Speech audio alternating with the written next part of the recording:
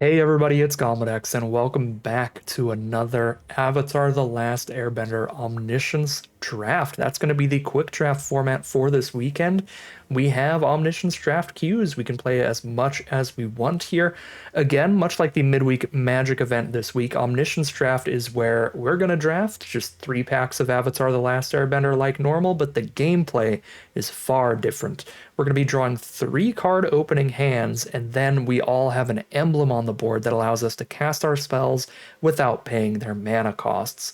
So, in this kind of omniscience event, you want to draft a bunch of card draw really highly, followed by like really high mana value finishers. That way, you can draw essentially your whole deck in one turn and then run out some really gigantic finishers. Try to end the game within just 1 or 2 turns. It's pretty crazy, pretty combo-y format, but this set has played a bit slower than most Omniscience sets.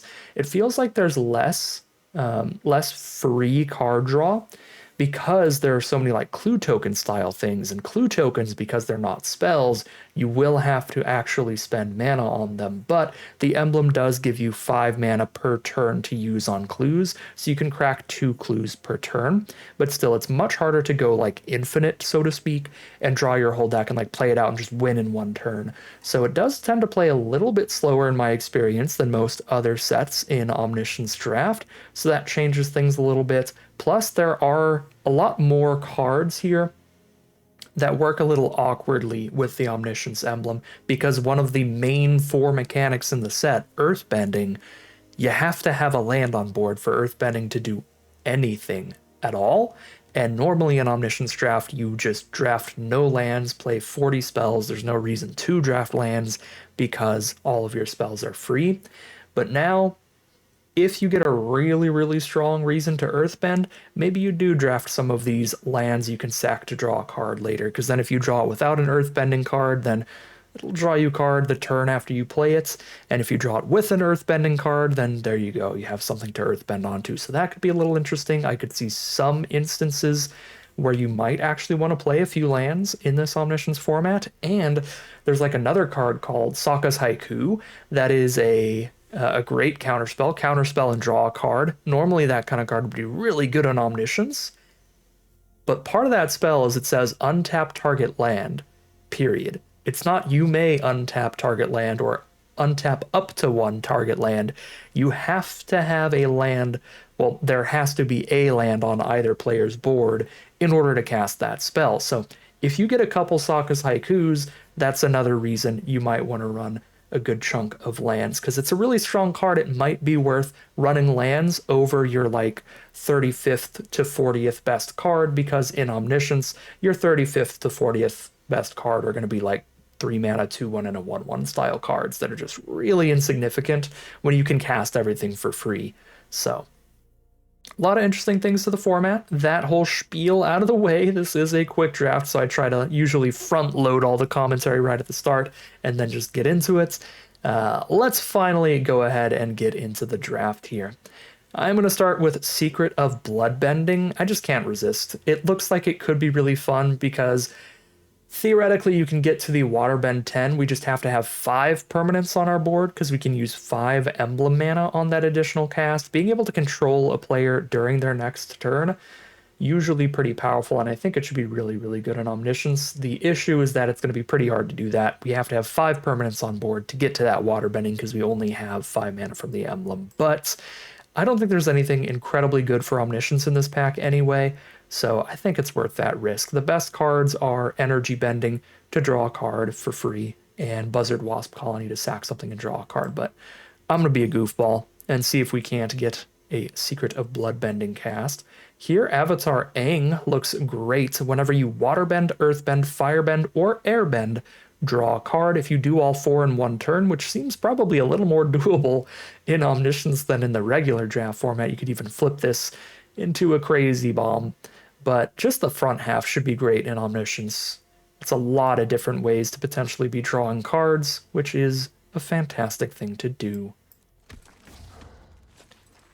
Pick number 3 now. Professor Zay seems quite solid. Discard a card, draw a card every turn. Set up your draws, find what you need. Get rid of your mediocre, again, 30th to 40th playables to find your better stuff. Geyser Leaper's also quite good. Waterbend 4 to draw a card, discard a card. So you can do that by tapping all your permanents. You can also use the emblem mana on that. So that's another way to dig through stuff.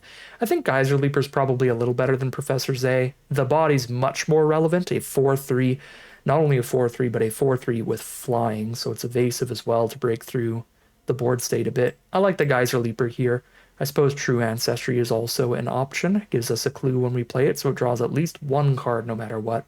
And maybe even picks up a permanent from the grave, but I'll go for the Geyser Leaper.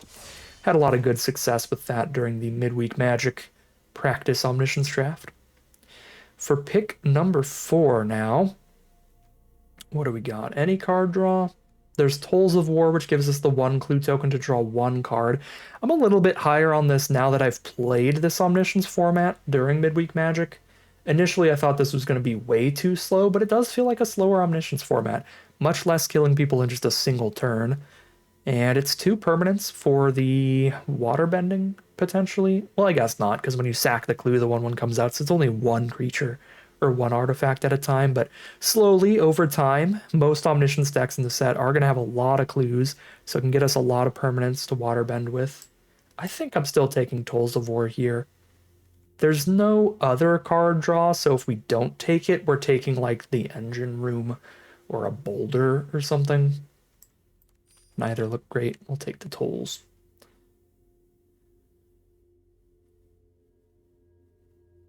Now for pick 5, there's the option to grab that True Ancestry. There's also Watery Grasp, if we want to just grab a removal spell. Usually don't take removal super high on Omniscience, but it's removal that works with Avatar Aang. It's another way to waterbend, which is pretty cute.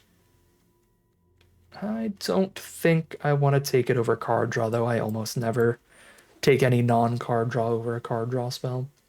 Particularly if it's a draw 2 or a draw 3, it would take a really, really good card for me to not take that. When it's something that just draws 1 card, it's not as crazy. So Bitter Work. Didn't draft this the first time around, but I managed to cast an opponent's copy of Bitter Work with a Hama, the Bloodbender. And that actually played pretty decently, particularly if we draft a bunch of Geyser Leapers. In this slower kind of Omniscience, this is a way to potentially draw more than 1 card off of this, and any draw 2s or draw 3s are huge. The earthbending part's going to be pretty awkward and probably not worth it, but Bitter Work might get the nod over Messenger Hawk. If Messenger Hawk weren't in here, I would definitely take Bitter Work, but this is actually some competition. I mean, the clue token still works with the tolls as well. 2 permanents for waterbending. I think I'm still going Messenger Hawk here. I think it's a little bit less finicky, a little bit more guaranteed value. There will definitely be hands where we have Bitter Work and no 4-power creature, and then this is just a full-on mulligan, which is quite rough in Omniscience, so I'll actually just lead with Messenger Hawk, but I wouldn't be opposed to finding some Bitter Works late in the draft to run. Pick 7, we're probably supposed to take Abandoned Attachments over Tolls of War, even though this could be good consistent value since we will be running a lot of clues. Abandoned Attachment, that immediate surge of card draw is huge. Anything that says draw 2 or more is big, even if you have to discard a card to do it, because again, we're going to end up with a lot of filler poop, so we'll probably have something quite irrelevant to discard to get that draw going. Pick number 8 here is that filler poop. Boomy Bash does not work in Omniscience. We have no lands on the board, so that is quite a bad card. There's a 3-mana 2/3. Well, I don't even need to list the mana cost. There's a 2/3 Reach Death Touch, a 3/3 Flyer, a 2/2 we could keep bringing back from the grave, and those are essentially the options here. I guess we could play Curious Farm Animals to have like a naturalize effect, be able to blow up an opposing artifact or enchantment. So very narrow naturalized removal or some dirtly creature of some kind. I'm going to go for the dirtly creature, and I'm going to go for the Merchant of Many Hats for its ability to chump indefinitely if we find ourselves in that position. Pick 9, here's a draw 1 from Energy Bending. Just cycles itself. Basically, we get to play a 39 card deck if we run Energy Bending, so we can more consistently hit our actually good spells. Pick 10. Zuko's Conviction is interesting. We will have the emblem mana to cast that kicked, but even if we don't, we just pick up the creature from grave and then cast the creature from grave for free. Is that better than Hog Monkey and First Time Flyer? It's two very filler creatures, or the Conviction to maybe like if an Aang dies or a Hawk dies, or if we like discard something to Geyser Leaper. Zuko's Conviction is probably better. These creatures do not look very relevant stat wise. Pick 11 Badger Mole. And I don't want to play a combat trick. I don't want to play a counter that they can just pay for. Now, on occasion, maybe they'll have sacrificed 2 clues and then tried to cast a spell, and then you could actually quench something. But that's going to be a rarity. I'll take a Badger Mole, even though, realistically speaking, this is a 4/4, and that's it. Porcupine could slowly become pretty big, but Treetop Freedom Fighters is more initial, immediate value. Same with like Peddlers, similar to Porcupine, could slowly become big. Porcupine gets bigger faster than Peddlers. I'm going to go Freedom Fighters. And then Tundra Tank. Don't have to spend mana to use that. Mongoose Lizard is the last pick, is actually pretty sweet for Omniscience. Oh, Firelord Azula. That seems absolutely bonkers in Omniscience if she sticks around long enough to declare an attack. That's the issue. We could play her and then she just dies. But if we play her and she survives the turn cycle, it goes to our turn, we go attack. We're like, okay, free abandoned attachments, and we play the copy of it, draw 4, and then do like Zuko's Conviction and stuff. We really don't have a lot of instants yet, but we could like double energy bending as well. But if we get like instant speed card draw stuff, like the Accumulate Wisdom, the Firelord Azula could really pop off, and that'd be pretty fun. She also has Firebending to trigger the Aang. I'm probably supposed to take Accumulate Wisdom, because it shouldn't be astronomically difficult to get 3 lessons in grave, and even if you don't have 3 in grave, look at the top 3, put 1 in hand is excellent. But the draw 3 is absolutely busted by Omniscient standards. Man, that Azula could pop off, though. Maybe we'll get lucky. Maybe Azula will wheel. The bots in these Omniscience drafts tend to draft the same way as if it were a regular draft pod, so maybe they could just not be in Grixis. I'm going to play it safe. Accumulate Wisdom is going to be absolutely fantastic no matter what. Azula is a little bit more of a build around, a little bit more finicky. Pack 2, pick 2, another energy bending to just cycle through, draw 1. Dragonfly Swarm could be pretty big later, draws a card when it dies. I'm going to take Dragonfly Swarm over energy bending. They both are potentially a draw 1. The Swarm doing it off of a chump, but the Swarm is also a finisher for us. Beetlehead and Merchants is not bad either, sacking our dirtiest creatures to try to draw more cards. Ozai's Cruelty is very gross if you have it in your opening hand, though, so that's worth mentioning. It's also another lesson to go with Accumulate Wisdom. We really want to get that lesson count up. I'm actually going to go Ozai's Cruelty over the Swarm.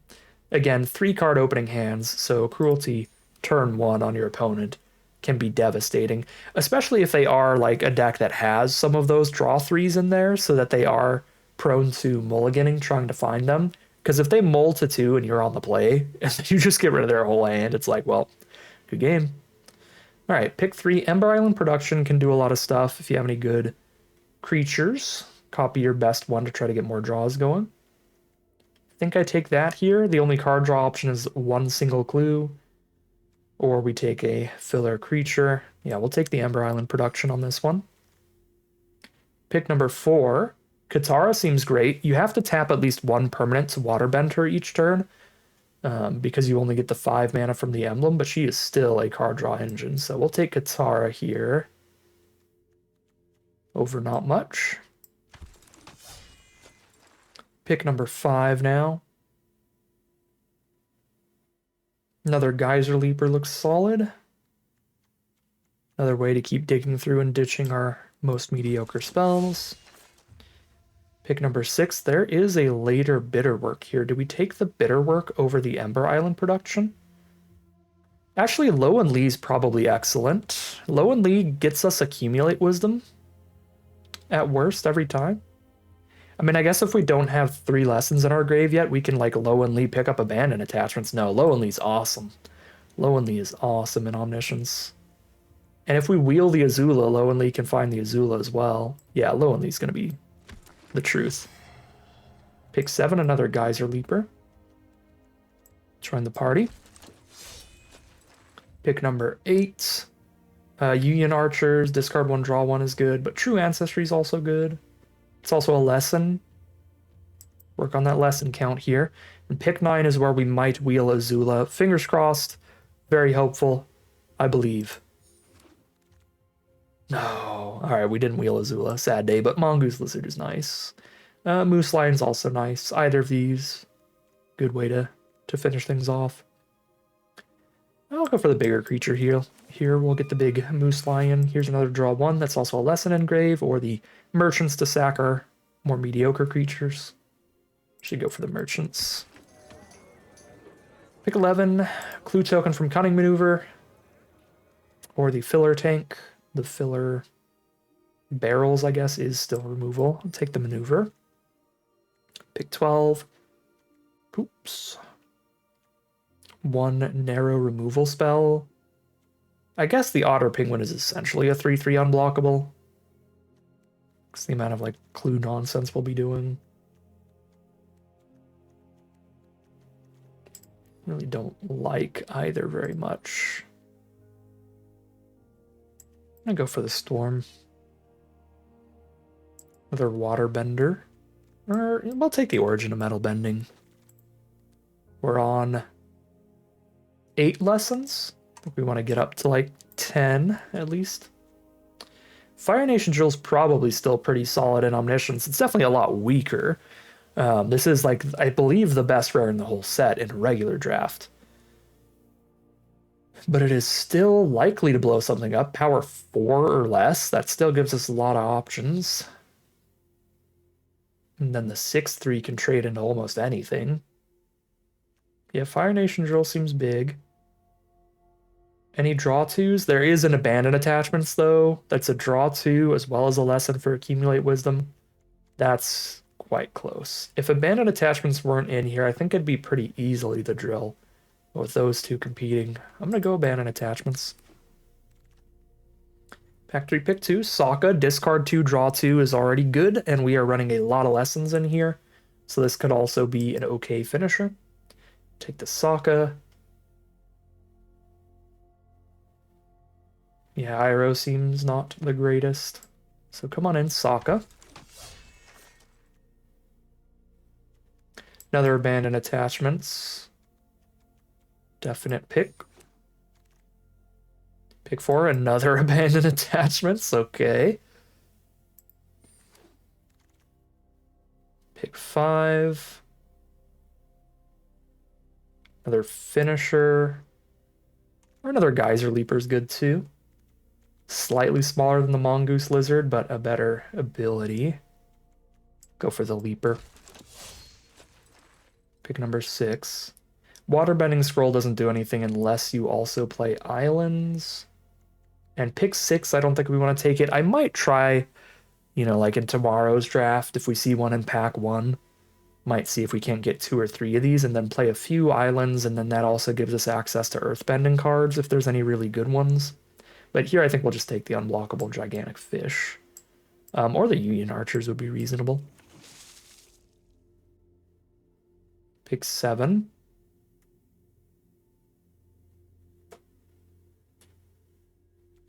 Daily Indoctrination's not horrific in the opening hand, but still not flexible at all. It's a very narrow card. A very bad draw anytime later. I'm just going to grab a flyer again. Now a Geyser Leaper. Yep. Pick number 9.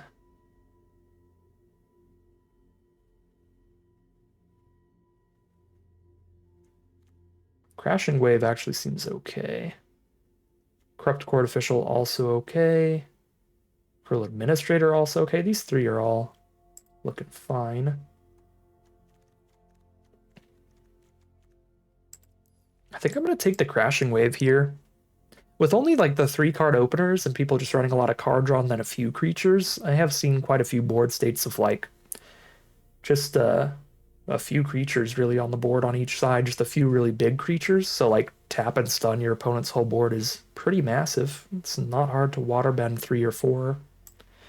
Take Crashing Wave. Now we can take Cruel Administrator over Callous Inspector as potential card draw. Pick 11, take Mongoose Lizard. Is that better than Canyon Crawler? It's 1 less power for Menace instead of Death Touch, and 1 damage instead of 1 food. I mean, this is 2 permanents for Waterbending, which is actually quite a lot for our deck. We got 5 Geyser Leapers, we got a Secret of Bloodbending, we got a Katara. We might be Waterbending enough to want Canyon Crawler more for just giving us another random permanent.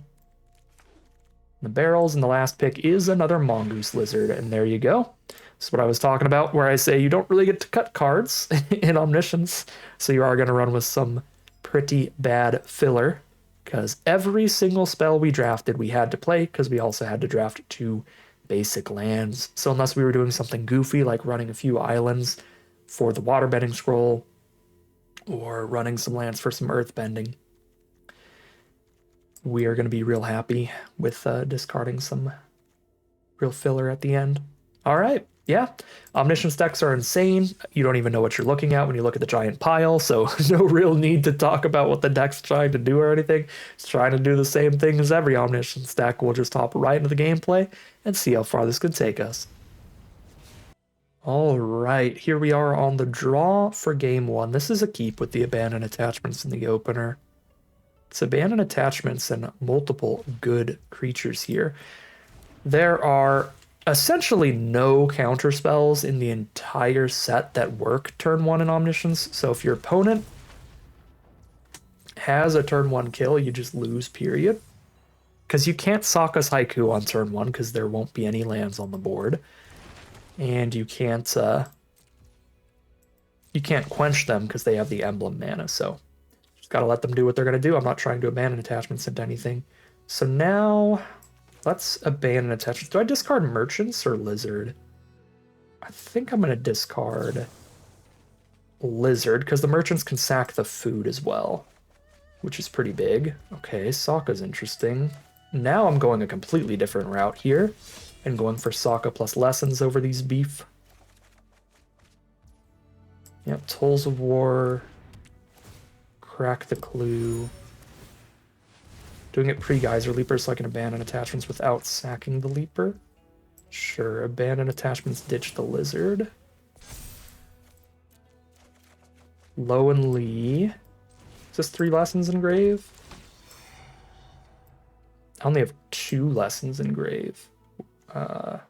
2, 3. Here's another interesting part. True Ancestry. I think I can Waterbend a Secret of Bloodbending. I mean, they're going to draw 1 card, though, so I'm not even going to get to do much on their next turn. Okay, I'm at 2 out of 3 for Accumulate, but True Ancestry's the 3rd. Okay. True Ancestry's the 3rd, so we're good. So we True Ancestry. We pick up Canyon Crawler, 2 permanents, I guess. I don't think the Ancestry pickup matters much. Draw 3 from Accumulate.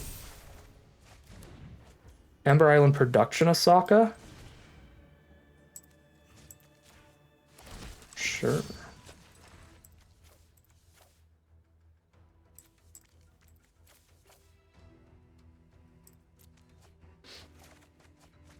Energy Bending. Trigger. Geyser Leaper, ditch a tank.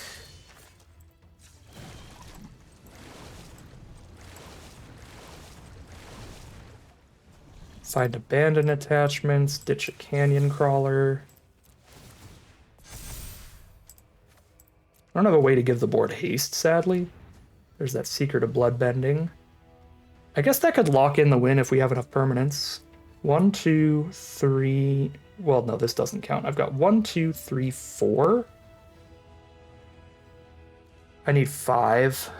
I need 5 untapped permanents for that to work. Shoot. Yeah. We don't get to take control of the next turn.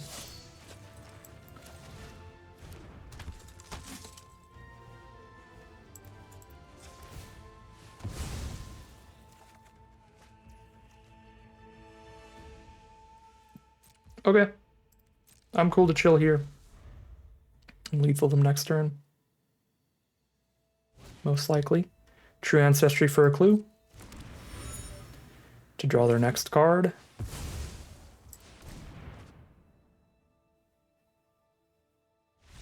And there's the concession. That is 1-0 heading into game 2. That was honestly more than I thought we would ever pop off in Avatar: The Last Airbender Omniscience. That was pretty crazy. Keep any abandoned attachments opener. We're on the draw again, so if they kill us turn 1, they did it.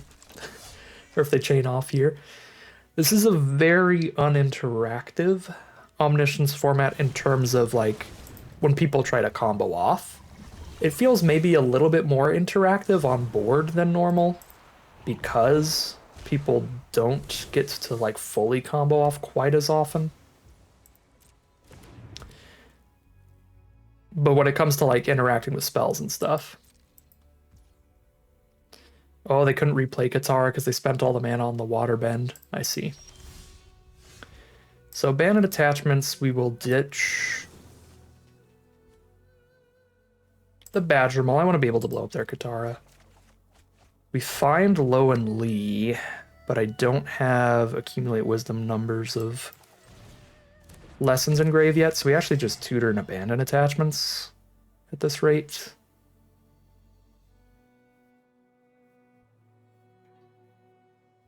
I could cruelty their last card in hand, but that's not going to hit the Katara anyway, so it's a cruelty for 1 card. Yeah, we just take an abandon attachments.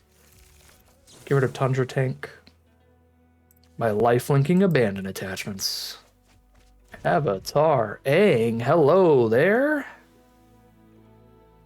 I don't like that you die to barrels, Mr. Aang. So we're gonna hold off on you here. We're gonna get Cruel Administrator killed, I think. Yeah, because Canyon Crawler's too big for the barrels, so they're not gonna blow that up. If I just pass, they're not gonna blow up Lo and Lee. Yeah, I have to play some kind of fodder here. So play the Cruel Admin, and that'll get barrels, and then I can play Aang.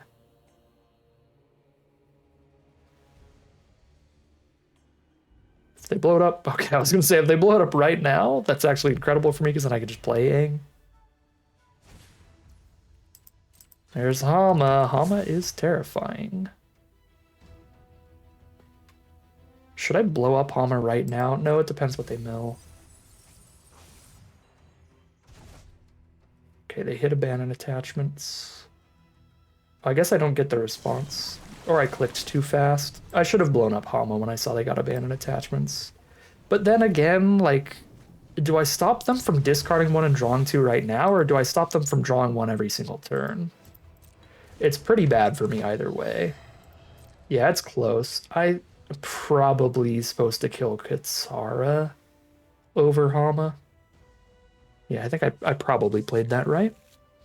They have the waterbending lesson for Lo and Lee. Excellent. Waterbending lesson, just the best card that you can find in this draft.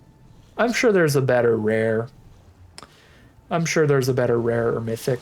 But waterbending lesson is like the banger common, best common in the entire set for Omniscience. Ozai's cruelty. Come on. That's irritating.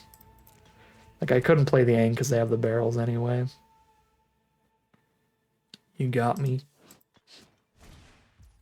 Spirit Oasis. At least they're kind of running out of stuff. We might just have bigger creatures than them. Yep.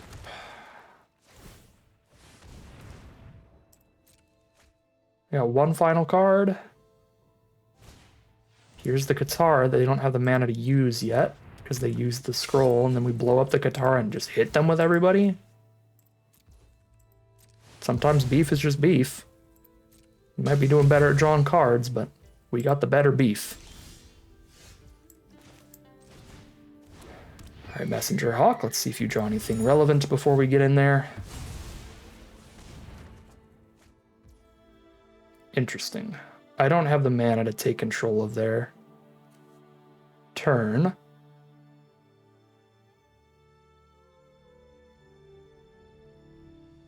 Just taking control of their combat step and forcing them to attack is still pretty big.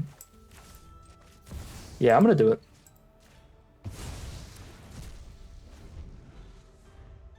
The only blockers they get to have up are the new creatures they cast this turn, the summoning sick creatures.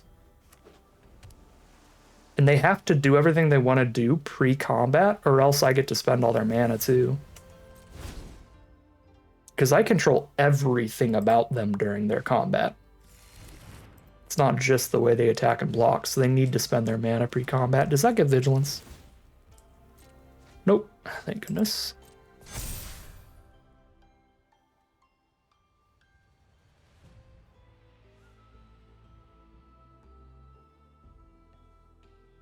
So they should tap out for barrels. Yeah.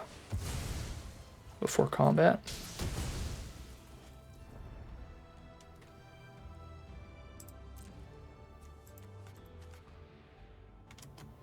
Full control mode.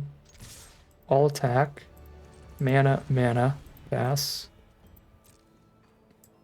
No blocks. Oh, we get to see their hand too, which is Island Island. And then they're dead. Right? I guess they get to activate scroll one more time and hope. 6, 7, 8, 9, 10, 11. That's exact C's. GG from opponent. Ooh. Close one. They had really good card draw going on there, but not a big enough beef. And that is 2-0 heading into game 3. Oh, Omniscience is ranked. How did I just realize that? Why would you do that to us? All right, well, hopefully I 7-0 this one, so if I like 2-3 tomorrow, I don't take my rank away from Mythic. Play a 2-2, a 3-3, and get one blind draw. That's a bull. That is mega keep. Spirit Oasis. Draw one. From our opponent, we are on the draw again. Play their own Low and Lee. Fantastic card. Did they get Waterbending Lesson?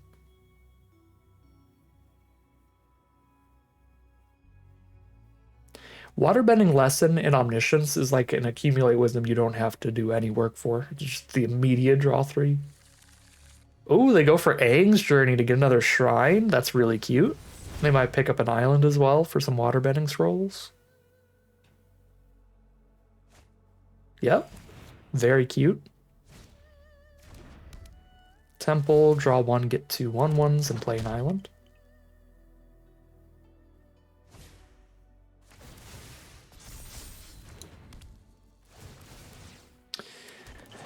Could be getting turn 1 comboed out of this. There's the Southern Air Temple as well. Appa to airbend the Crescent Island Temple and get 3 more monks. Or Spirit Oasis, draw 3 more cards and get 1 more monk. I'm gonna counter on the whole board again too. Yeah. We're just getting turn 1 comboed out, which is Omniscience. And why? It sucks that Omniscience is ranked for some reason. Because again, even the most interactive deck in this entire set that managed to draft a bunch of counterspells couldn't counter a single thing they've done here. Until now. Now they played an island, so I guess I could, if I had Sokka's Haiku, you can cast a Sokka's Haiku targeting their island, but I couldn't counter this 30 plus power they already have.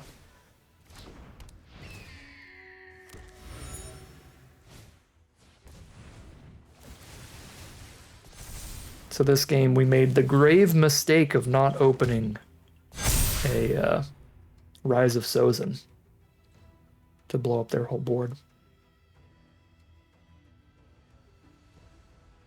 Even if we did, they're gonna have like a whole hand left.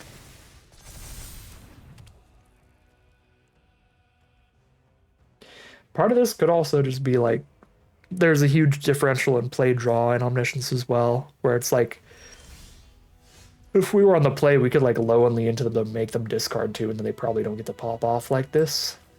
I don't even low and lead for at this point.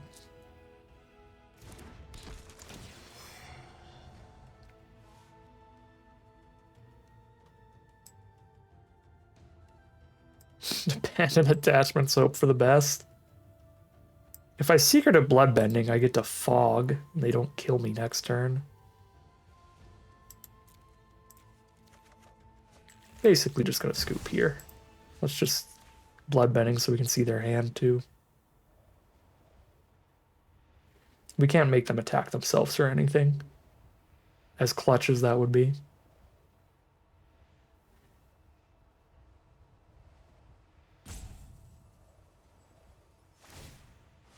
Let me crack a clue.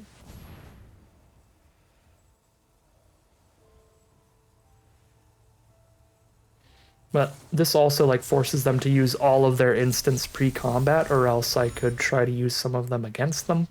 There's not a lot of instants you end up running in this set in Omniscience that would like hinder them. It's mainly sorceries. That would be like board wipes and stuff.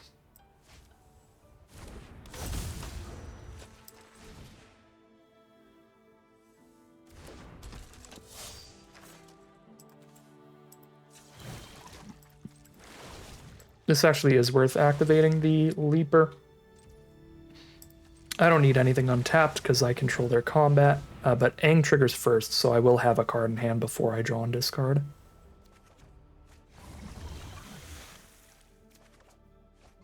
Get rid of Cat Owl. And Aang triggers every single time we do it, so Aang would trigger again. It's not a once per turn thing.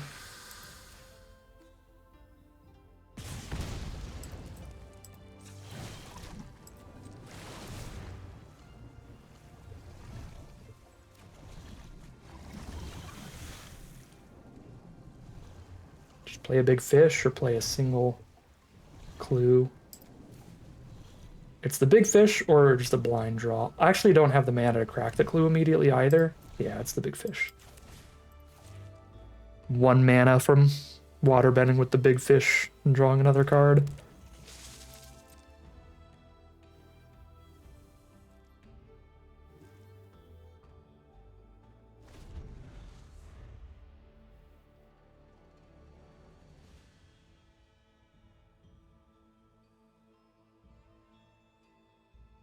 I still look pretty astronomically dead here, but this is honestly a much closer board state than I thought I was going to be able to get to. Because I have like, I can draw another 2 cards here. Waterbending twice during their turn.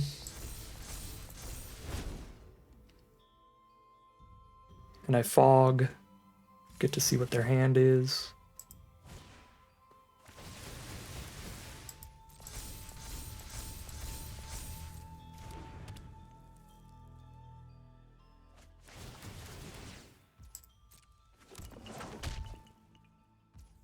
They only have the 2 flyers, and we have an unblockable koi as well. We have 8 plus 5. We have 13 damage on the crackback. If we can deal with their flyers, which I guess we can't really do. I can make them attack with them if it's not quite lethal, but at this point, it's basically lethal. 17, yeah, it's overkill lethal if I attack with all their flyers. I could attack with Appa and Airbend their Wolfbat. I could put myself to 2 life to tap 2 of their flyers and Airbend the 3rd to where they have no flying blocks up so that I have 13 on the crackback. That's still nowhere near 25.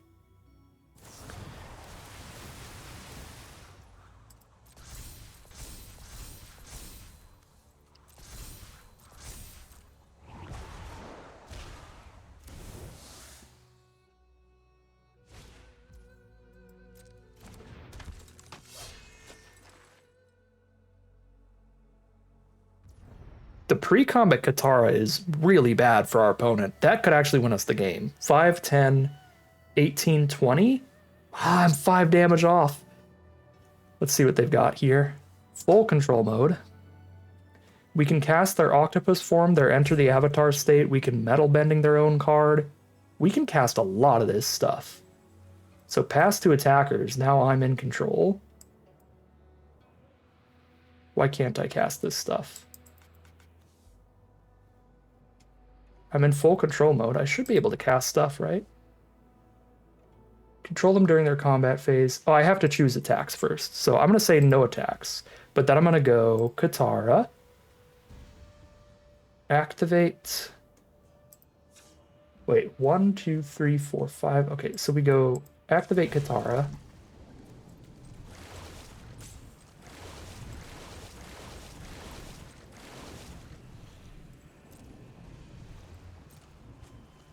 Draw an island.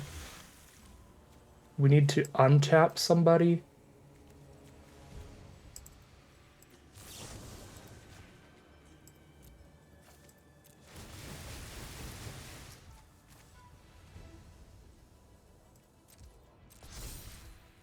I need to resolve all that, but then I still need priority to activate Katara.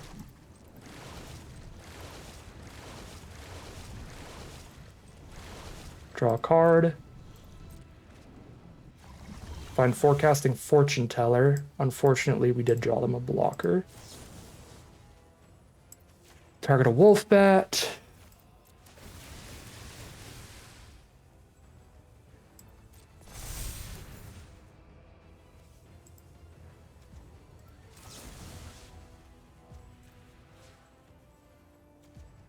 Oh, that only targets creatures you control? What the heck? Why would you ask if I want to blow up my opponent's temple? I can't believe I timed out of that because Arena was like, are you sure you want to blow up your opponent's Crescent Island temple? Yes. I'm sure. God dang it. I probably tapped out of drawing two as well. It is hard to play your opponent's spells on Arena. That is ridiculous.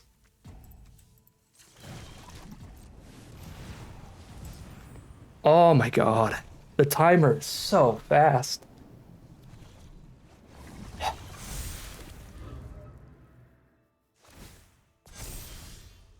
I should have been able to draw one more. Zuko's Conviction? Doesn't do anything here.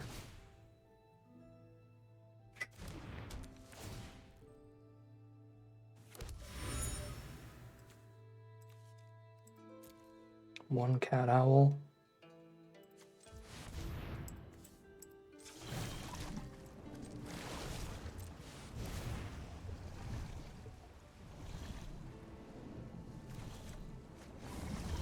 True Ancestry doesn't do much.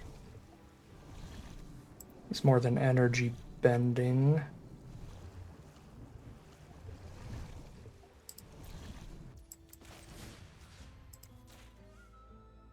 If I could pick up my +3/+1 with the True Ancestry, that would be sick.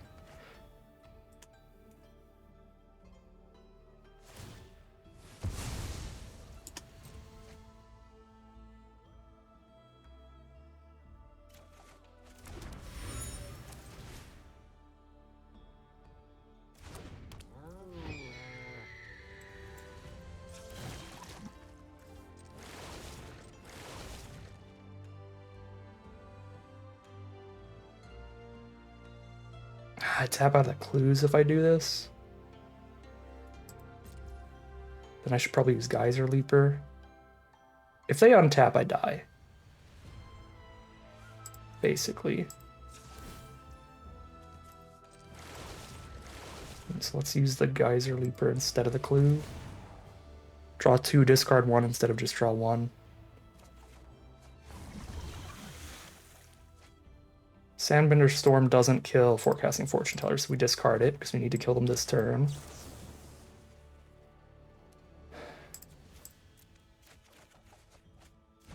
Barrels, don't have the mana for barrels.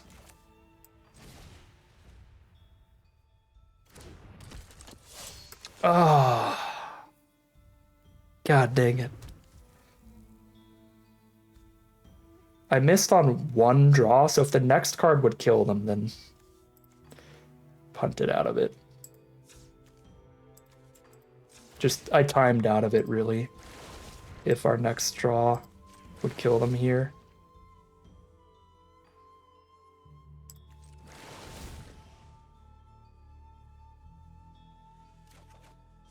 Okay, the next draw wouldn't have killed them anyway, so we didn't get there regardless.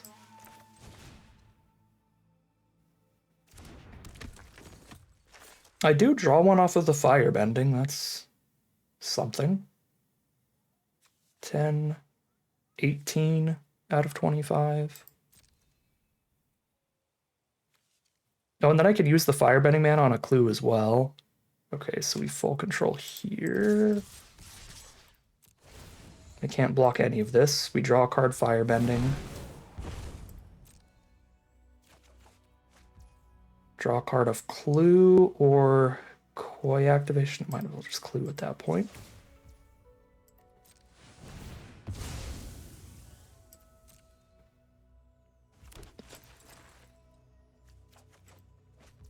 Find abandon attachments.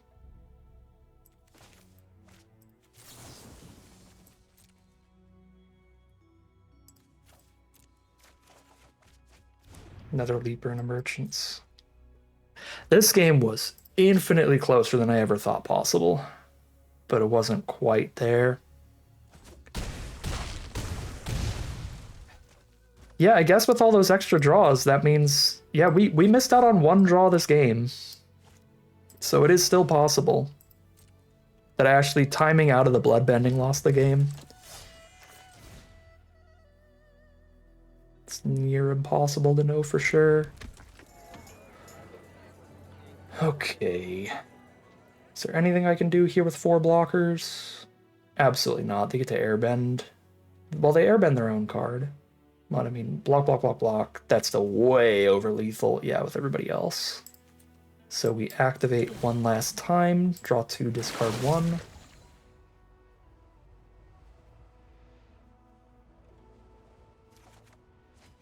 Ember Island production. Accumulate wisdom. Gotta be accumulate, right? Production on Aang would have been insane earlier, but it has to be accumulate now.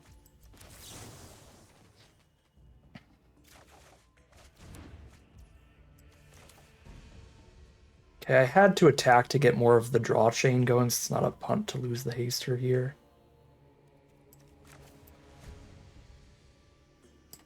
There's no more draw, is there? Actually, there could be off of Giant Koi.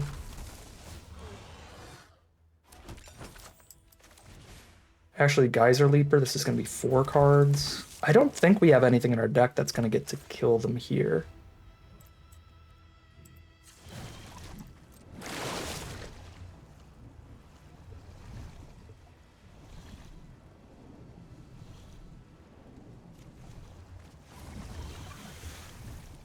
Yep, that will not be it.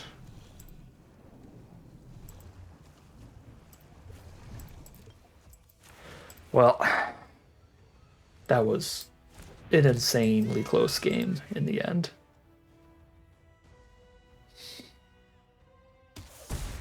I do gain 2, which is adorable, but I don't control their next combat steps. They can just attack all, and we're super, uber, mega dead.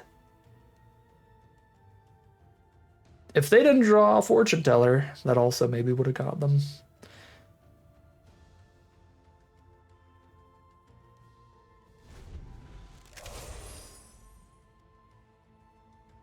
Let's see, well, the only creature I tapped instead of attacking with was Lowenly, so they'd be at 3 if they didn't draw Fortune Teller.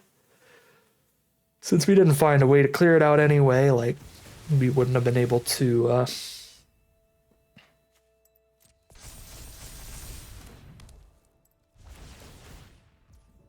Just realized I have Emblem Mana again. So, we do this thing again.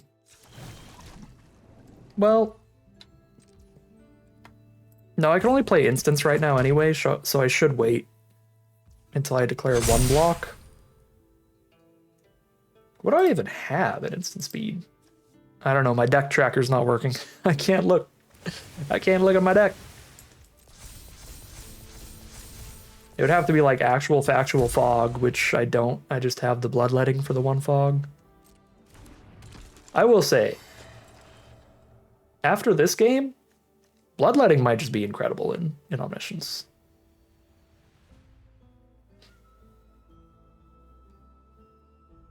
Because if they have a water bending card on the board, you get to tap all their creatures. Any instance they have, you get to play those too. And that's when you don't do the full water bended extra 10.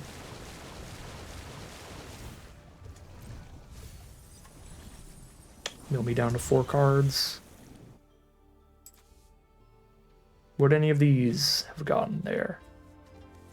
Nope. Second Master Paku! The mill win!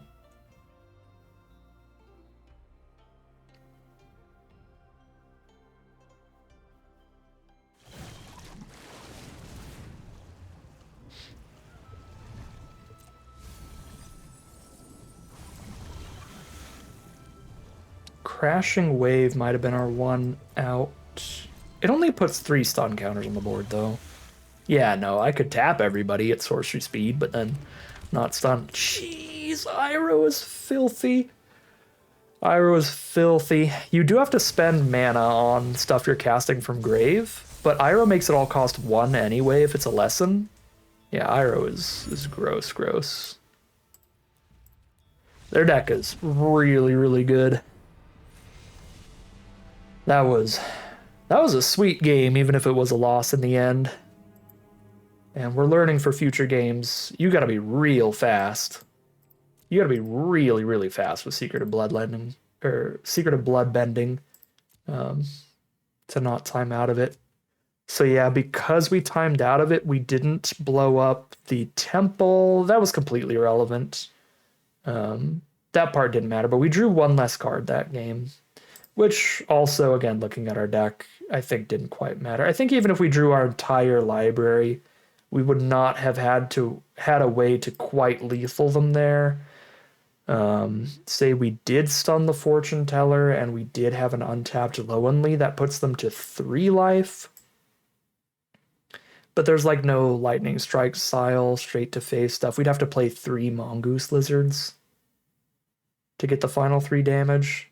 Yeah, I don't think our deck had any way to lethal them there, and if we don't lethal them there, we are so dead to all these monks and creatures in general. All right. Still pretty close. We could have got them down to 3 if we played perfectly, probably. But 2-1 it is, heading into game 4. Yeah, again, still a loss. They still did a bunch of crazy stuff. But the fact that we did as much stuff as we did there, after they, like, turn 1 had 30 power on the board, something like that, before we got to play a single spell, was still a pretty good showing from our deck. Here we are on the play for game number 4. 2-1 here. This hand already just draws 2, so it's essentially already a mulligan. I'll just keep it here. It's already mulliganing these 2 into other 2 cards. Uh-oh.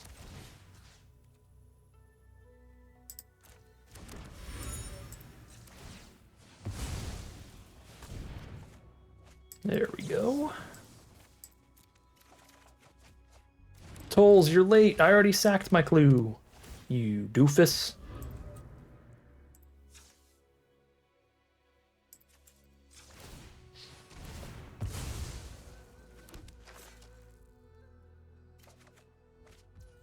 Holy Lord, I didn't even realize we already played 3 lessons. Cunning maneuver. I mean, if they draw Idle Quencha, they could counter this. But they're probably not running it. I think most players aren't really going to run it. But as we said before, Idle Quencha is going to be a little better in this Omniscience. than normal. Man, we're just having a party over here.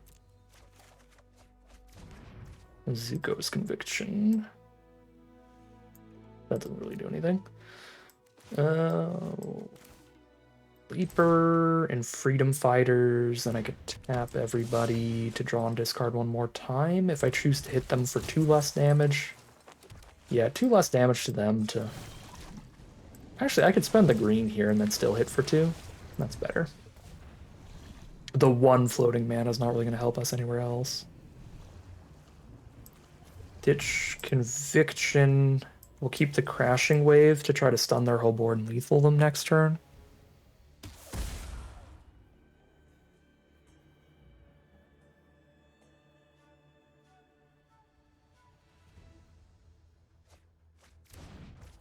Get rid of a Raven Eagle. Their last card in hand's probably the draw 3 then.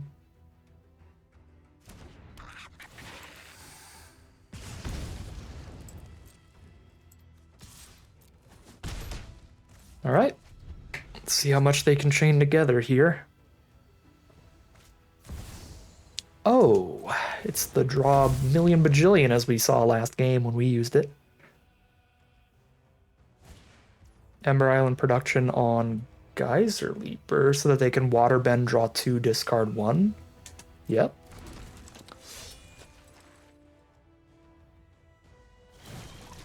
Waterbend and Prey, draw 2, discard 1.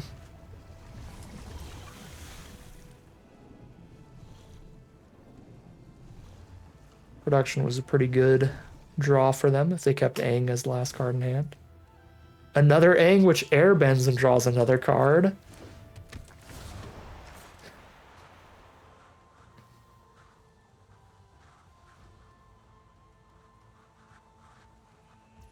Airbend the Geyser Leaper. Get an activation here. 1 plus 3. Yeah, I won't be able to pick up Merchant, but worth it.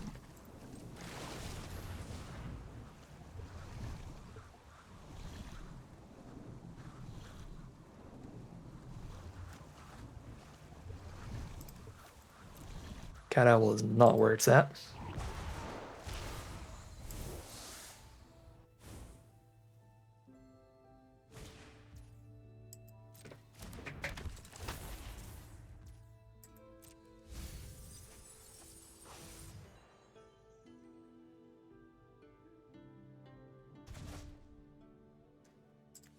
Just drawing gold.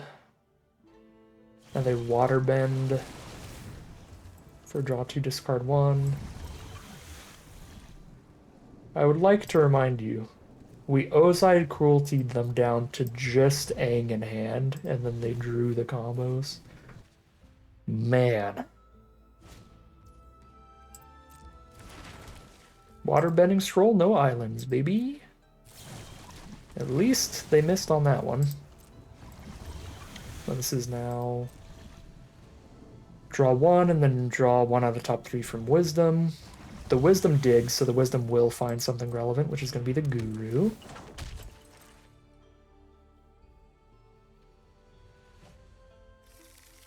Airbending Lesson, they can Airbending Lesson the Hama.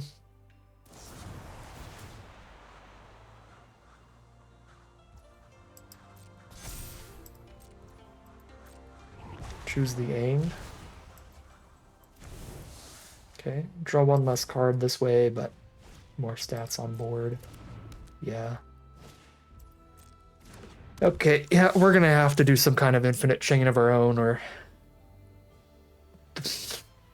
Avatar Aang into top decks got us. Okay. Well... This is gonna be... a really dumb game of Magic. Did we just production their Aang now?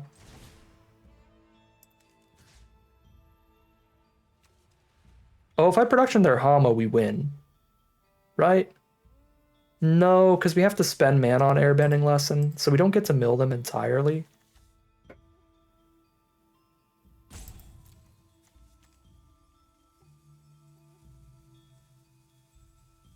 We play the Hama, play the Airbending Lesson. But again, yeah, I have to keep spending mana on it, so we don't actually mill them out by using their Hama and taking Airbending Lesson, because I can't do it infinitely. I can do it like twice a turn. Oh, and if I Airbending Lesson their Hama, it's a token too, so I couldn't even like try to do that. Yeah.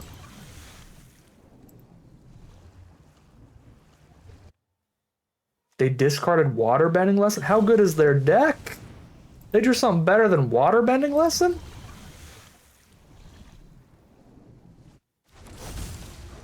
Jesus.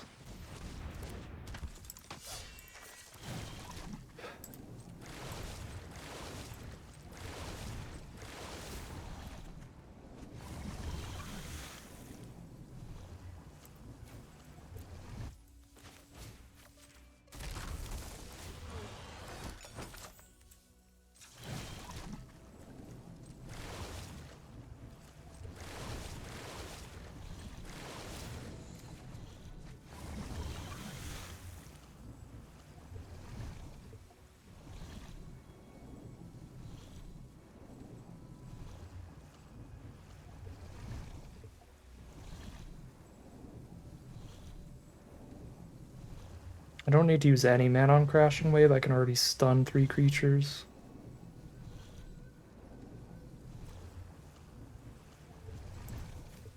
So we use the mana on Merchant to play Sokka and actually draw one.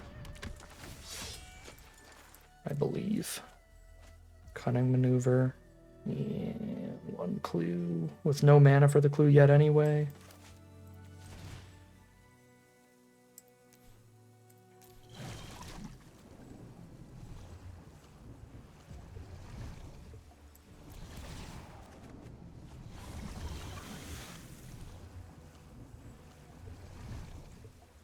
Stun the Flyers, right? Do that.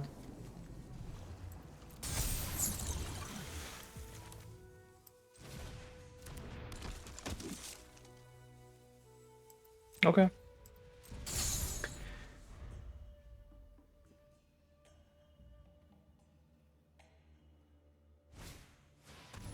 So there's their Aang.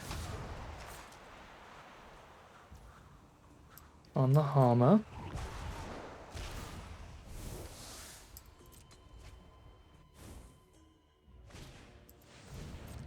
Man, the mill strat is so real. Not my secret of bloodbending, dude. No.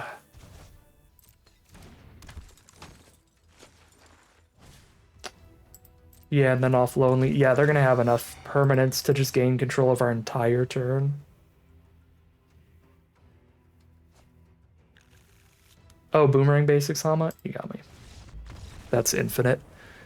Hama, Boomerang Basics, cast Hama. Hama, Boomerang Basics, cast Hama. Mill your opponent's entire deck. Alright, 2 and 2 it is. That's just Omniscience, baby. And in a game 5. I guess Boomerang Basics Hama isn't infinite if it's your Boomerang Basics. Because Hama doesn't bring it back from your grave, but we're already dead to bloodbending.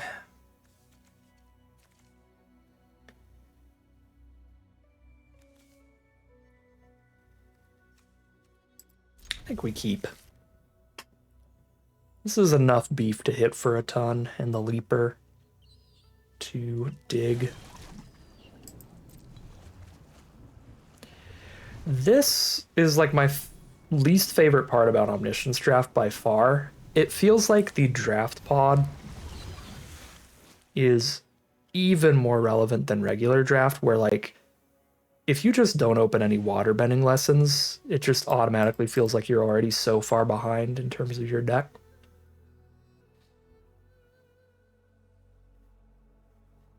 The fact that there'd be like a really relevant common like that, where somebody could just show up in a draft pod where there's like 5 copies of waterbending lesson, and then somebody else could get 0 copies. That's just immediately massive disparity in power level of decks.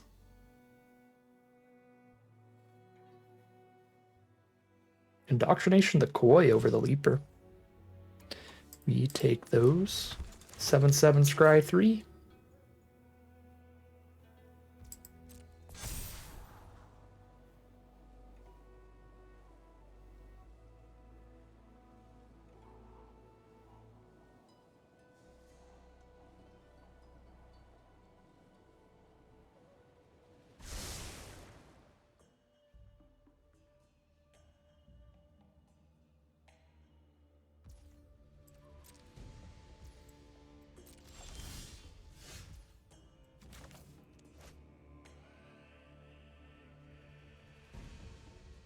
That makes me a little sad because I kind of wanted Canyon Crawler for 2 Geyser Leaper permanents, but Geyser Leaper is more important than Crawler, so there it goes.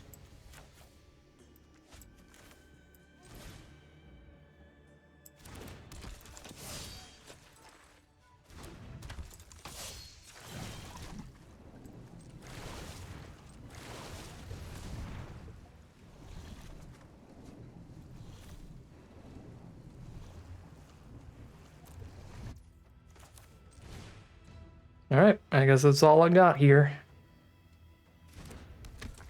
Couple Leapers and a Cruel Admin and pass. I could mill one for fun, but I don't have enough cards. They indoctrinated me. Lost Days, get on the bottom, Administrator.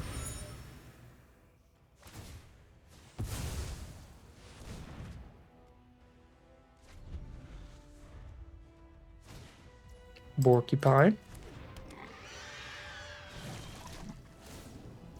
Waterbending lesson copy 2.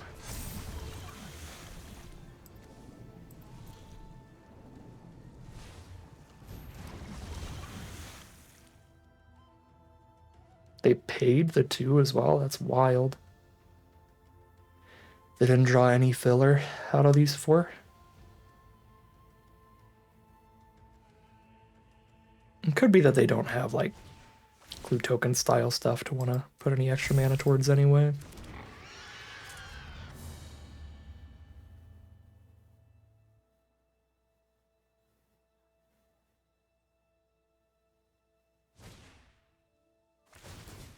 Boomian ally? Yep, so they're going to draw another card here.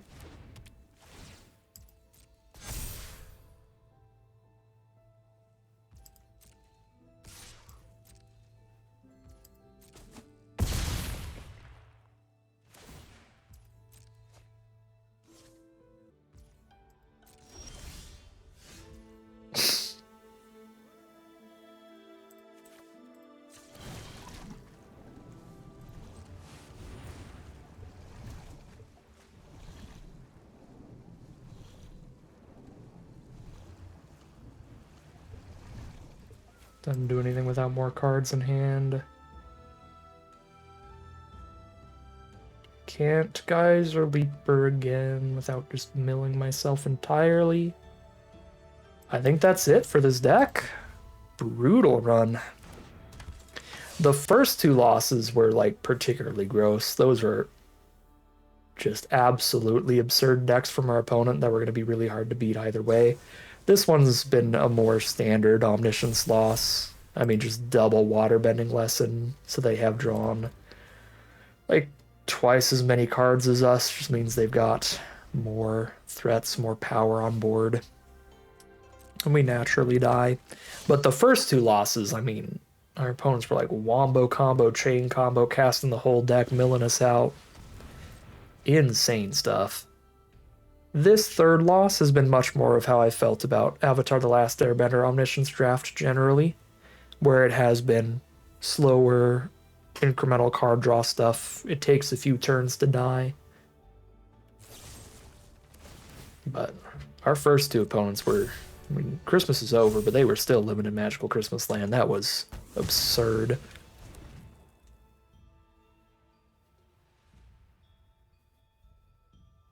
And that variance is a big part of Omniscience Draft. There's not a ton you can do to change the outcome of many games in the format when your opponent just does absurd stuff like that, or they just have much bigger card draw. It's definitely a spin the lottery wheel kind of set. And came up poorly for us on this one. 2 and 3 it'll be. Really unfortunate. I thought this deck was pretty cool. I thought it actually ended up being pretty good. Probably one of the strongest decks we could have gotten out of our draft pod. But we really didn't see any waterbending lessons. That's a huge downside to this deck. But we did our best to make up for it. We got the full playset of abandoned attachments. We took those really highly, those to go with the low only. The Secret of Bloodbending was actually quite a legit card in Omniscience. That was pretty sick. The low only could tutor that, but often was just tutoring the abandoned or the accumulate wisdom, kind of our build your own waterbending lesson. The discount variety. Yeah, I think this deck was still pretty decent. Just ran into some absolute nonsense from our opponents, and had a little bit of a weaker hand for that third loss. That is all it takes to be out of it here. So really wish these weren't ranked. That is insane to me that you would make this a ranked draft format, but it is what it is. Still gonna do two for the weekend. I guess we will not be hitting Mythic soon because I gotta take my rank for a couple Omniscience drafts. But as for now, as for today, that is gonna end today's video. As always, I'd like to thank my patrons and YouTube members for their support, as well as you for watching the video. If you enjoyed it and you're interested in seeing some more, you can always like, comment, subscribe to tell the YouTube algorithm, send some more in your recommended feed. If you'd like to catch me live, you check out the Twitch channel in the link in the description below. And if you'd like to support the channel directly, you can check out the Patreon link in the description below. But other than that, as always, thank you very much for watching, and I'll see you again soon for some more Magic Arena.